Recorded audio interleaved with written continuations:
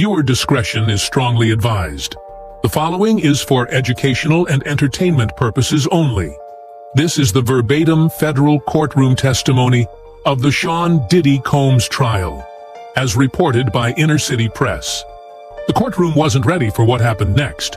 Dwayne "The Rock" Johnson, global icon, former wrestling champ, blockbuster superstar, entered the courtroom with a face few had ever seen. Broken, vulnerable, scared. He wasn't there to promote a movie. He was there to confess. As he took the stand, he described a horrifying series of initiations that allegedly took place behind the scenes of his rise to fame. What shocked everyone wasn't just what he endured. It was who orchestrated it. Sean Diddy Combs. The Rock broke down in tears as he revealed Diddy's bizarre control over early Hollywood connections, including a twisted ritual that involved eating raw monkey brains, being locked in basements, and being forced to prove loyalty through humiliation. What Dwayne said under oath left the courtroom speechless. No one expected it. There was no announcement, no press warning, no whispers in the hallway. The courtroom had already been shaken by the testimonies of stars like Monique, Denzel Washington, and Jamie Foxx. But when the side door opened and Dwayne "The Rock" Johnson walked in, the room didn't just freeze, it broke. Gone was the smiling, confident, motivational figure known to millions. This was not the man who clapped back on red carpets or hyped up fans in wrestling arenas. The man walking in now looked haunted, tired, hollow. His trademark brow furrowed, not in bravado, but in emotional pain. He carried no papers, no notes, just the weight of something he had never spoken aloud. Even Diddy, seated beside his defense team, turned and seemed to stiffen. His lawyers whispered in rapid fire, visibly caught off guard. Prosecutors, meanwhile, exchanged glances. They had kept this name quiet for a reason, because this moment was going to change everything. As Dwayne took the stand, he hesitated to sit. He placed both hands on the railing and looked at the judge. "May I say something before we begin?" The judge nodded. He faced the gallery, then turned to the jury, then to Diddy. "I don't want to be here, but I have to be. I've lived with something that's eaten away at me for almost 20 years. And the truth is, I'm still scared. But I'm more scared of what happens if I stay silent." The court went still. Dwayne was sworn in, then finally sat. His voice was low and gravelly, not from theatrics, but emotion barely contained. "You all know me as The Rock, the guy who never breaks, but I'm about to break now. And I need everyone in this room to understand. What I'm about to say isn't just about Sean Combs. It's about how he got away with it for so long." His lips quivered as he said it. "I was one of them. One of the ones who thought playing along meant survival. I played along. And I paid a price no one ever saw." And with that, the room, the trial, the entire cultural conversation shifted. Because Dwayne Johnson was about to describe a Hollywood initiation so bizarre, so humiliating, it would haunt every headline for years to come. The court leaned in as Dwayne Johnson began describing his first encounters with Diddy. "It was 2001. I was transitioning from wrestling to film. Scorpion King had just hit, and I was hungry, ambitious, but naive." He said Diddy appeared like a guardian angel, a connector, someone who had the power to open every door in Hollywood. "I didn't question it when he said, 'Let's talk off the record.' I thought it was just business." Dwayne detailed how Diddy invited him to industry nights, exclusive private gatherings hosted at his mansions in Los Angeles and Miami. They weren't wild parties at first. It was chill, champagne, handshakes, producers, studio people, casting directors. Everyone said, "Diddy's the guy." But over time, the energy changed. It stopped feeling like networking and started feeling like a test, Dwayne said. He'd say things like, "Are you down for greatness? Would you bleed for it?" I laughed it off, but his face didn't move. Then came the favors. Diddy would ask Dwayne to show up to parties at odd hours. Once he was told to arrive at a house in Bel Air at 2:13 a.m. He said that was when real decisions get made. Johnson showed up and was the only one there for over an hour, until a group of silent guests arrived in black suits, and no conversation was allowed. It was like a cult waiting for their leader. When Diddy entered, he allegedly turned down the lights and played audio through hidden speakers. It was Diddy's voice on loop asking, "Are you worthy? Are you ready? Would you eat what I feed you?" I thought it was art, Dwayne told the court. Some twisted, creative, motivational thing. I kept telling myself, it's just showbiz. These guys are eccentric. But deep down, I felt my gut screaming, something is wrong.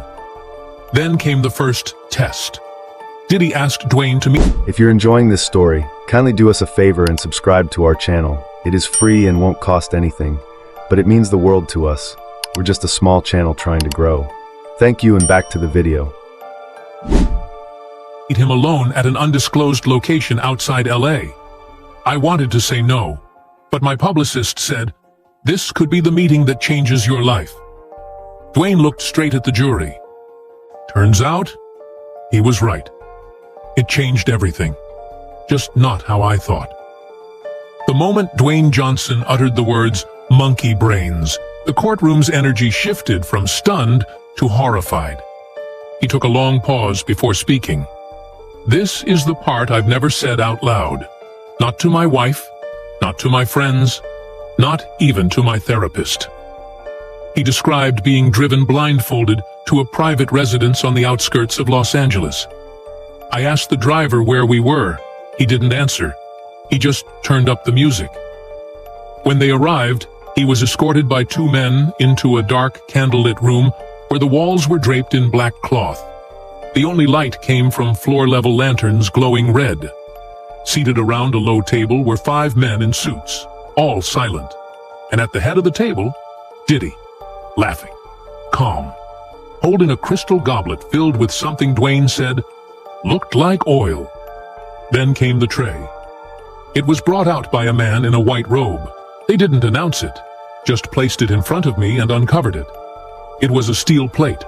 On it were pieces of raw monkey brain, still steaming, no seasoning, just tissue, wet, trembling. Dwayne looked down, voice breaking. Diddy said, "Everyone who's made it ate. Everyone who didn't, vanished." Then he told the men to look at me, said, "Let him feel the pressure." He said he tried to walk out, but the door was locked. I asked if this was a prank, a ritual. I even tried laughing, but no one laughed with me. Then Diddy handed him a spoon. He leaned in close and said, "Hollywood is not about talent, it's about obedience." At this point, Dwayne began to cry on the stand. I was scared. I was humiliated. And I was alone. With shaking hands, he lifted the spoon to his mouth and bit down. I don't remember the taste.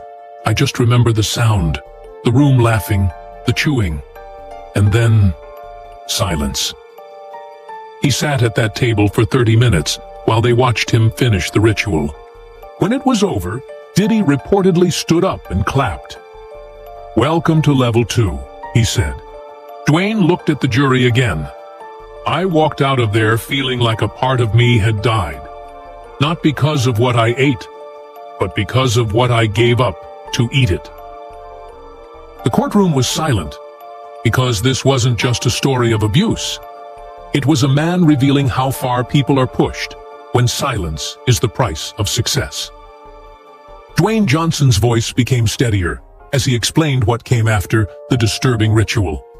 He described what he now recognized as psychological conditioning, meant not just to humiliate him, but to strip away his autonomy and reconstruct him into someone dependent on the approval of those in control. They started treating me differently, not better, just like I was one of them now. But at the same time, they needed to test that I'd stay quiet, that I'd obey. He He recalled being invited to what he thought was a business retreat in a secluded desert estate. But when he arrived, he found no agents, no studio executives, only a handful of other entertainers, some early in their careers, some already prominent, all seemingly uncomfortable. Dwayne said they were placed in isolated rooms with no windows. Phones were taken. Music blared on a loop for hours. The only food came at unpredictable intervals, and they were given instructions to memorize strange scripts, chant affirmations about surrendering to the higher power of success, and to speak only when addressed. I thought it was performance training, maybe some eccentric workshop, but then it clicked. It was about submission. They wanted us to confuse fear with loyalty, confuse pain with progress. He paused. I didn't speak up because I thought maybe I was crazy, that if I told someone, they'd say I was overthinking it. But it wasn't just happening to me. We'd see each other in the hallway and give this look, like we were trapped in the same unspoken nightmare. Dwayne explained that after this experience, he noticed himself losing sleep, feeling paranoid, doubting who he was. It wasn't just about acting anymore. It felt like he was being conditioned, repurposed as a product molded by silent hands behind the curtain. They didn't need chains, just silence, confusion, and control. Dwayne Johnson then described what he referred to as the machine behind the curtain. According to his testimony, after participating in what he called the obedience trials, he was suddenly flooded with opportunities, but they came with strings. I started getting offers out of nowhere, films I wasn't even supposed to be considered for. People told me, Diddy vouched for you. I didn't ask why. I was just grateful. He recalled one meeting with a major studio head. They didn't talk about my talent.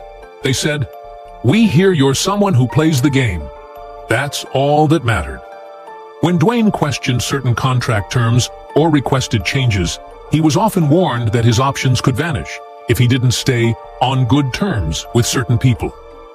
I realized these weren't offers, they were assignments. He said Diddy held influence far beyond music. He wasn't just a producer. He had investments, relationships, stakes in companies, favors owed, and the unspoken rule was, if he wanted you blacklisted, it happened.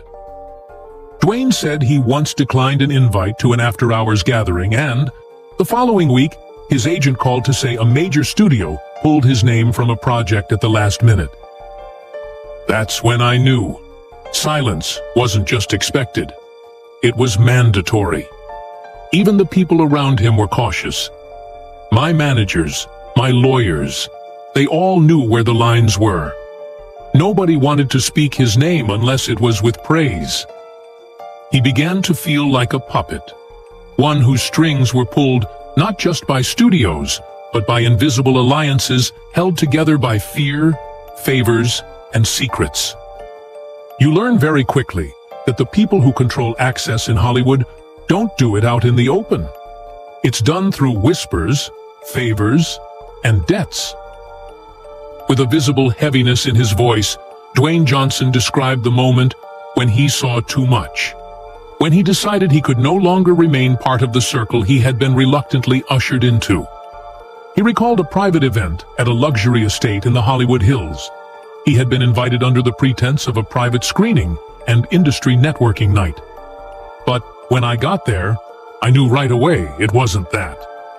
The house was dimly lit, with security posted at every door. Phones were taken at the entrance. Guests were handed masks, not for theatrics, but for anonymity. It felt less like a party and more like an initiation. Not mine, but someone else's. He walked the perimeter of the event, uneasy. What he saw disturbed him. I saw people I admired, actors, musicians, even directors, behaving in ways that didn't look like celebration. They looked lost, like they were trying to prove something, or hide something. Dwayne said he saw a well-known younger actor crying in a hallway. He was clutching a drink, trembling.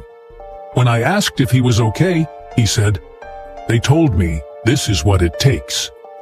That was the night Dwayne left early. That was the night, he said, the glamour cracked, and I saw the machinery underneath. He went home and didn't sleep, not just because of what he saw, but because of the realization that he had been protected, at a cost. I wasn't invited because they liked me. I was invited because I was useful, because I had shown I could stay silent.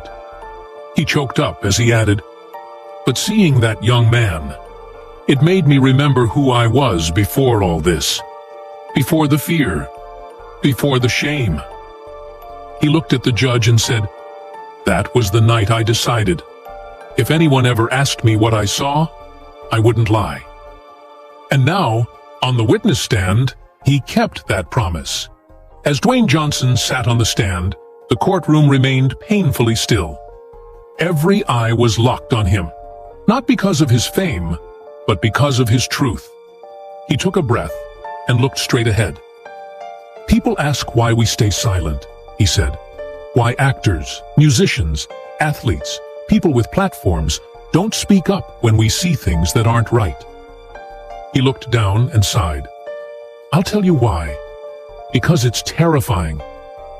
He explained that for much of his early Hollywood career, he believed the best way to survive was to keep moving, smile, perform, and avoid questioning those in control. You're taught not to ruffle feathers, not to say names. You think, if I speak, I lose everything I built. He said his silence wasn't about guilt. It was about fear of retaliation, of being blackballed, of being labeled difficult or unreliable. It's not always threats.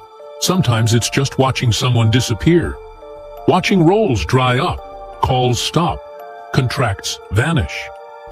He referenced other actors who vanished from the spotlight after walking away from the inner circle. He said they weren't crazy or unstable. They were tired. Tired of pretending. Tired of being owned. Dwayne described the internal cost of keeping secrets.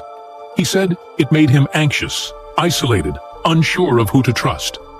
You feel like you're part of something you never signed up for. But leaving means burning bridges no one else will ever rebuild for you. He paused again, voice cracking slightly. And worst of all, you start to question whether you were complicit just by surviving. He nodded toward Cassie Ventura's legal team and added, "Seeing her come forward, that changed everything. It reminded me that silence protects the wrong people." As the courtroom watched Dwayne Johnson sit taller, more confident than before, he spoke not as The Rock, but as a man who had been reshaped by his experiences. There's this idea that once you make it, you're untouchable, that success means you're no longer vulnerable. But the truth is, the higher you climb, the harder it is to speak. He said he built a brand on strength, resilience, and positivity, but behind the scenes, he often felt powerless. "I couldn't talk about what I saw, what I experienced, because it didn't fit the image." He admitted that for years he stayed silent because the cost of speaking seemed too great. But in recent years, especially as more survivors came forward in the industry, he began to see his silence differently. It stopped being self-preservation, he said. It started to feel like betrayal.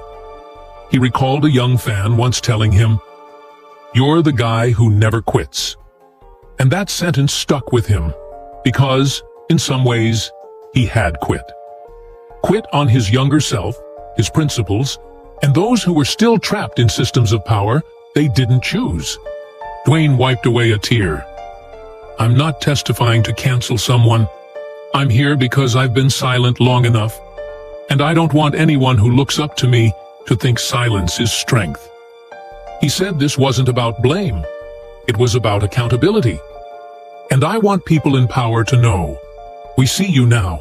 You're not invisible anymore."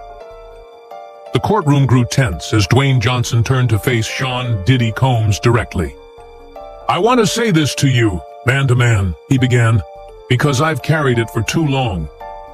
He didn't raise his voice. He didn't gesture wildly. But his words cut deeper because of their calm conviction.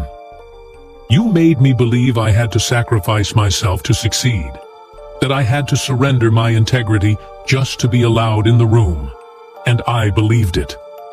He shook his head, eyes locked on Diddy. But that wasn't power. That was fear disguised as influence. He spoke about the others who had crossed paths with Diddy, the ones who hadn't found the strength to speak, the ones still suffering in silence. I'm speaking for them now, for the people who were told they had no choice, who were told that dignity and dreams couldn't live in the same place. He paused. You don't get to define my legacy. Not anymore. As he stepped down from the stand, his final words echoed in the hushed courtroom. It ends here, with the truth. Dwayne left the courtroom not as a victim, not as a headline, but as someone who had reclaimed his story, no longer afraid, no longer silent. And the world watching knew. Something in Hollywood had just shifted. As the bailiff guided Dwayne Johnson away from the witness stand, a hushed ripple passed through the gallery. But before he stepped beyond the swinging courtroom doors, Dwayne paused. Not to look at Diddy, not to speak to the press, but to face the room one last time. I want to leave one more thing on record, he said, voice resolute. This story, my story, isn't just about me. It's not about stardom or scandals or headlines. It's about the people who never get to sit in this chair. The ones who didn't survive long enough to speak. The ones still stuck behind the curtain, terrified that no one will believe them. He turned slightly, addressing not just the jury, not just the judge, but the very culture that enabled the silence for so long. For decades, Hollywood has been built on a lie, on the myth that power justifies abuse, that success comes with a price we can't question. But that myth is breaking now. Not with rage, not with revenge, but with truth. He took a breath. I stayed quiet because I was afraid I'd lose everything. But the truth is, I never had anything if I didn't have myself. A soft murmur of support broke out from one corner of the courtroom. Lawyers glanced around, unsure whether to intervene. The judge didn't stop him. Dwayne nodded once more. To anyone out there watching this, still wondering if it's safe to speak up, let this moment be your signal. The silence is over. We're not afraid anymore. With that, he walked out of the courtroom. No cameras followed, no handlers rushed to spin a narrative. Just a man who finally chose to speak, and a system that, for the first time in a long time, had no idea how to silence him.